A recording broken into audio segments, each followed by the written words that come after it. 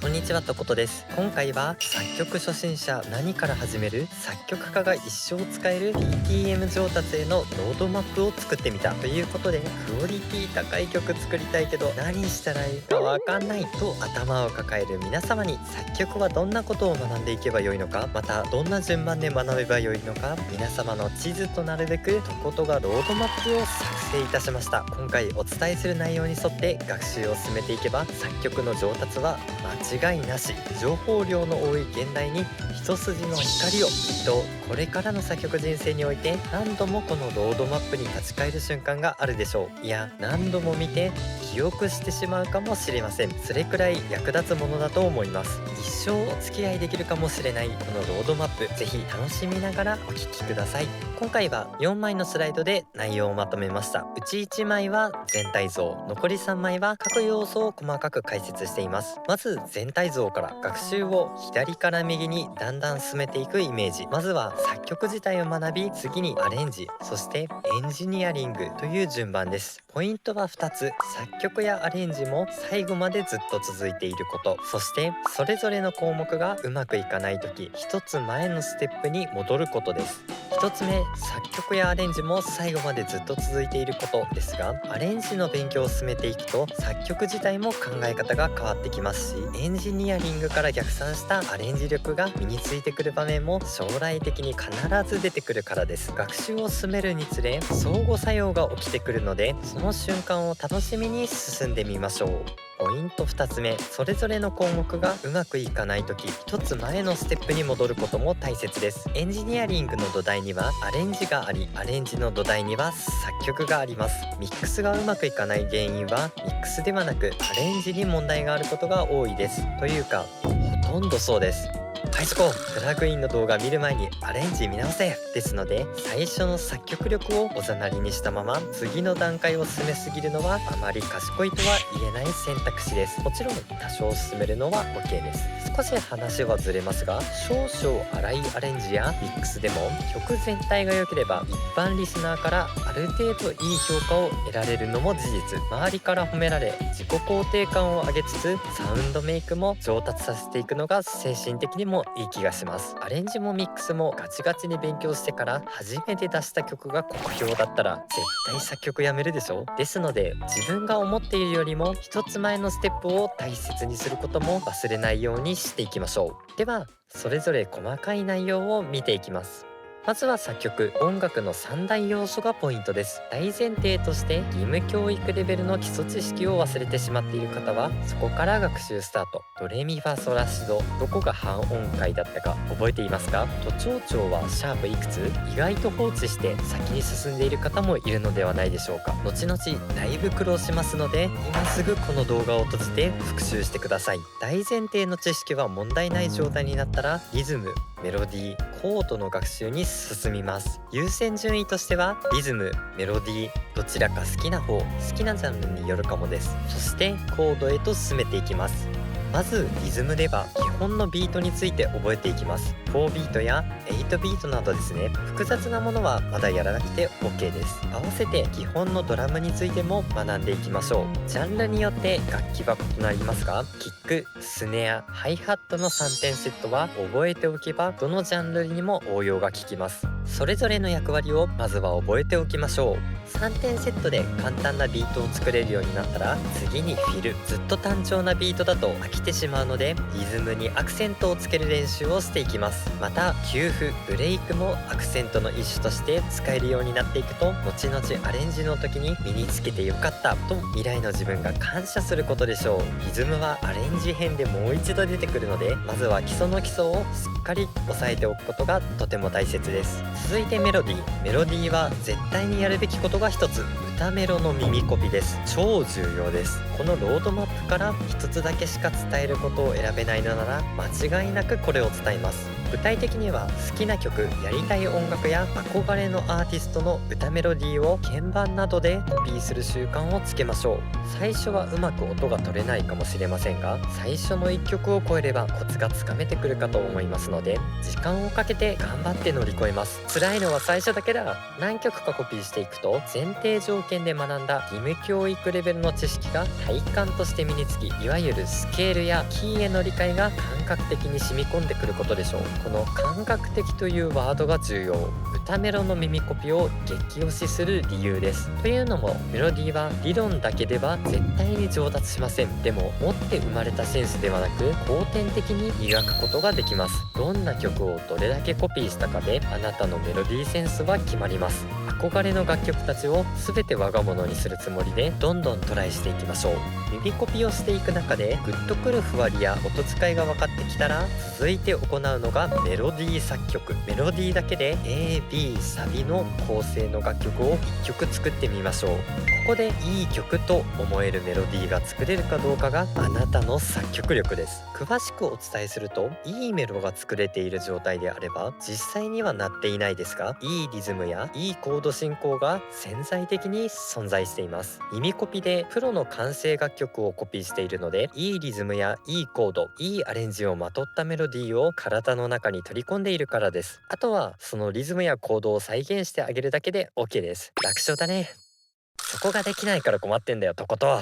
ということで続いて登場するのがコード理論。よく理論派だ、感覚派だとか不毛な争いが起きていますが、先ほどのメロディーコピーで養った感覚を再現するために使うのがコード理論です。感覚でもあり理論でもあるんです。ぶっちゃけ理論を使わず自分の曲に再現できているのであればすっ飛ばしても良い項目かもしれません。ただ感覚的なこの展開がいいんだよなと思った理由を理論を用いて研究することで本質に気づき、ただのいい進行のコピーだけでなく別の進行にもグッとくる要素を取り入れることができます。やるべきかやらないべきかは明白ですね。基本のダイアトニック、そしてセカンダリードミナントやスーファイブくらいかな。ある程度基礎的なところが身についてきたらメロディーと合わせてコードもコピーしていくとより学習が深まるのでおすすめです。基本の3大要素それぞれ学習を進めたら、覚えたことを用いてまずは1曲作ってみましょう。もちろんアレンジはまだしなくても OK。 ベタ打ちコードにメロディーとリズムを乗っけるだけで大丈夫です。逆に言うと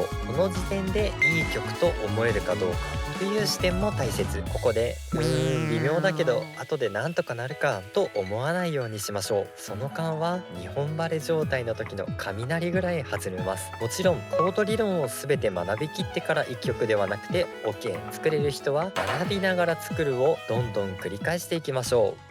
2枚目です。2枚目はアレンジについて。アレンジはジャンルによって考えなければならないことも多いので、今回はどのジャンルでも共通しうる本質的な部分を抽出していきました。リズム応用編、楽器、和音と周波数帯域、それぞれ詳しく見ていきましょう。まずはリズム。作曲編で基本リズムパターンを押さえたら、次はジャンルごとのリズムメイクを学んでいきましょう。そう、実はリズムでジャンルは決まると言っても過言ではありません。ジャズならシンバルレガードでリズムキープしつつ、キックはアドリブチックなタイミングで鳴らしているとか、 EDM はキックとベースのうねりが重要だよねとか、ジャンルごとのノリの違い、定番リズムパターンを覚えていくことが大切です。ジャンルごとによくある BPM も覚えておくと良いですね。また楽器編ともかぶりますが、リズム楽器の使い分けにも注目。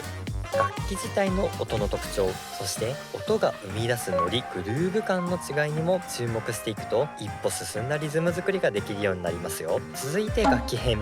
各ジャンルで用いられる楽器についての理解を深めていくことがアレンジには不可欠。例えばその楽器の音域、鳴らせる音域はもちろんですが、得意な音域を覚えておくことがおすすめ。若干脱線しますが、合成音声系ソフトでもこの音域はいい調整を生むためのポイントとなります。みんなの得意を生かしたチームを作るイメージです。逆に言うと得意が被っていたらレギュラー争いを生んでしまうかもしれませんよね。各楽器の適切な出番を見極めるために得意な音域を覚えていきましょう。そしてモックアップ、打ち込みでも生演奏のような音を再現する技術です。音の強弱や長さはもちろんのこと、楽器特有の奏法も押さえておくのが良いでしょう。各楽器が生み出すジャンル感も大切。音色と時代背景について押さえておくのも良いかもしれませんね。80年代感が欲しいと言われた時に、じゃああの楽器使うかとパッと思い浮かぶのがベストですね。また良い音を鳴らすべく楽器本体や音源の知識もあるに越したことはありません。例えばエレキギター一つとってもレスポールとテレキャスターではだいぶ音色が違います。ソフト音源でも同じピアノなのにそれぞれ特徴が異なるなど、同じ種類の楽器でも一つ一つ音の特徴は異なります。これだけで途方に暮れるかもしれませんので、まずは好きなジャンルでよく聴く楽器から覚えていきましょ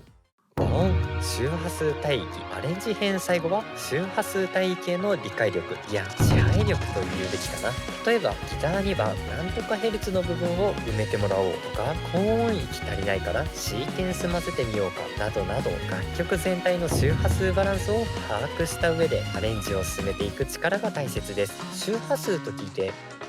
ミックスで出てくる要素じゃないのと思ったそこのあなた、きっとミックス苦手ですよね。ミックスが苦手な方はアレンジ段階における周波数帯域にぜひ注目してみてください。もともと持っていない要素を無理やりミックスで作り出そうとするより、アレンジ段階で持っている状態を作ってあげることが大切です。邪魔なものを消す時も同じ。周波数帯域の支配力ですが、まずは周波数分布ごとにどのように聞こえるか、音のどの成分なのかを覚えることがファーストステップ。そして楽器の音がどのような周波数を持っているのかを覚えつつ、適切なメンバー選出をしていきましょう。その際実音はもちろんですが、倍音成分も着目して全体をまとめ上げられると良いでしょう。音程がある楽器だけでなく、リズム楽器や時にはノイズ系も選択肢に加え、周波数帯域を埋めることを意識したアレンジを進めていきましょう。ここまでできてしまえば、どんどん曲を量産してフェーダーバランスだけ整えつつ、あとはお雑煮ぶん投げても正直いいんじゃないかなと思います。アレンジ力は作った曲数に比例すると言っても過言ではないので、たくさん作りつつ最後のエンジニアリングに進んでいきましょう。最後のページはエンジニアリング、いわゆるミキシングマスタリングの工程です。 DTMer さんみんな大好きですよね。難しくて嫌い？何度も繰り返しで恐縮ですが、ここで大苦戦している方の9割は一度アレンジ段階へ戻ってください。もうアレンジではどうにもなんないという要素をこの段階で整えて完成へと向かいます。3つの要素は時間、空間演出、静音、エフェクト、プラグインとしてみました。まずは時間と空間というとちょっと中二病こじらせた感じに聞こえますが、楽曲を時間軸と空間軸で捉え、それぞれを適切な演出で仕上げていくことが大切となります。ダイナミクス系のエフェクトを中心にグルーヴ感の細かい調整を行いつつ、各楽器の前後感の調整、さらにディレイやリバーブによる空間の再現、またパンニングも空間作りに位置づけられますね。そして時には楽曲の流れに応じた音の変化もこの要素に含まれるかもしれません。オートメーションなど若干打足ですが、音色になればなるほど曲の一部分のみを狙った処理をやっている印象があります。